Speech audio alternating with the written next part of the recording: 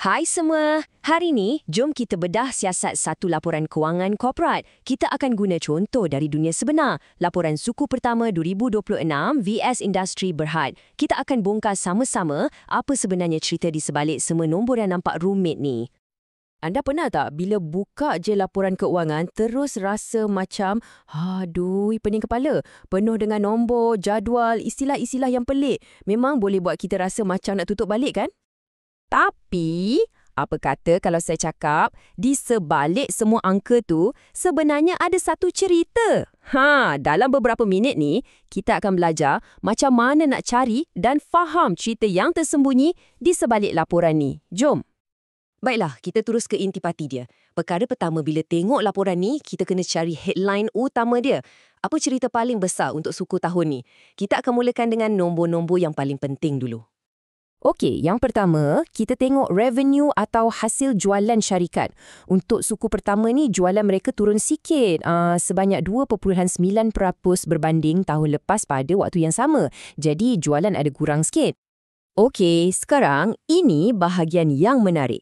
Walaupun jualan turun, tengok ni, keuntungan sebelum cukai dorang naik. Daripada 43.7 juta ringgit, naik ke 48.8 juta.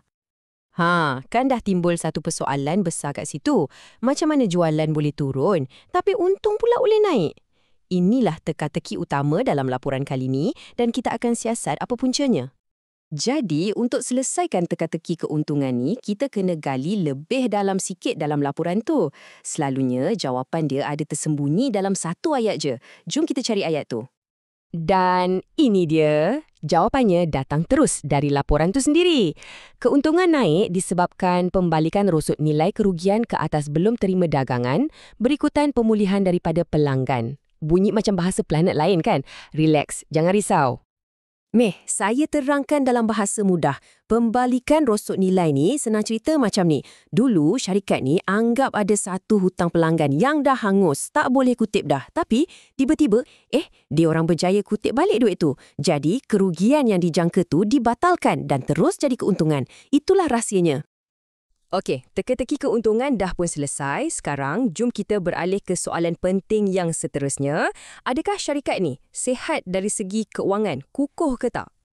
Untuk jawab soalan ni, kita kena tengok balance sheet atau kunci kira-kira. Cuba bayangkan ia macam satu snapshot kesihatan syarikat pada satu tarikh tertentu. Ia tunjukkan apa yang syarikat miliki, lawan dengan apa yang syarikat hutang. Carta ni tunjukkan dengan jelas struktur kewangan VS industri. Jumlah equity ataupun nilai bersih syarikat adalah 2.16 bilion ringgit, manakala jumlah hutang cuma 1.45 bilion. Bila nilai bersih jauh lebih tinggi dari hutang macam ni, ini satu petanda yang sangat-sangat baik. Asas kewangan diorang kukuh. Satu lagi nombor penting yang kita boleh tengok ialah aset bersih sesaham, iaitu 56 sen. Secara ringkas, ini macam nilai teori syarikat untuk setiap saham kalau katalah syarikat ni jual semua aset dia dan bayar semua hutang. Dan yang paling penting kat sini ialah perkataan stabil. Nilai ni tak banyak berubah pun dari suku tahun lepas. Ini lagi satu isyarat yang asas syarikat ni memang mantap. Dalam kewangan, kestabilan tu selalunya berita baik. Okey, kita dah tengok untung atas kertas, tapi untung tak semestinya sama dengan duit tunai dalam bank tau. Jadi sekarang, jom kita jadi detektif dan jejak aliran tunai sebenar. Duit syarikat ni pergi ke mana sebenarnya? Jadual ni dah ringkaskan semuanya.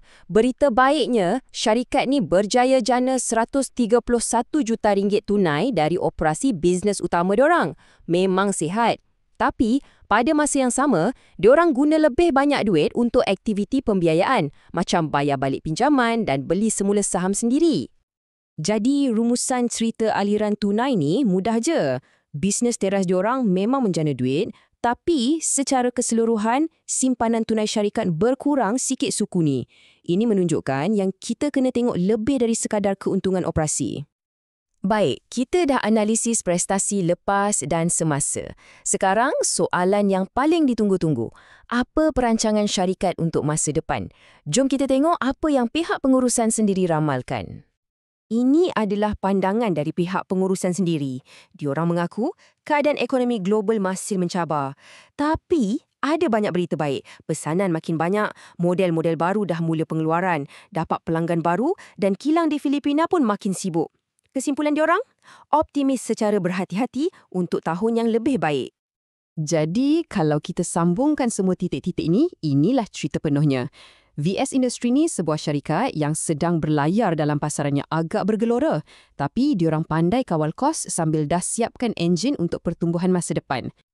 Okey, jadi daripada semua kupasan kita tadi, apa pengajaran utama yang anda boleh bawa balik? Ini dia 4 langkah mudah yang anda boleh guna untuk mana-mana laporan keuangan. Pertama, cari teka-teki, bandingkan jualan dengan keuntungan. Kedua, cari sebab dalam teks laporan. Ketiga, semak asas keuangan syarikat. Dan akhir sekali, baca ramalan dari pengurusan. Mudah kan? Dan untuk penutup, saya tinggalkan anda dengan satu soalan untuk difikirkan. Dengan pesanan-pesanan baru yang dah ada dalam tangan, adakah VS Industry akan berjaya tukarkan optimis berhati-hati mereka tu kepada pertumbuhan yang benar-benar kukuh pada suku tahun akan datang?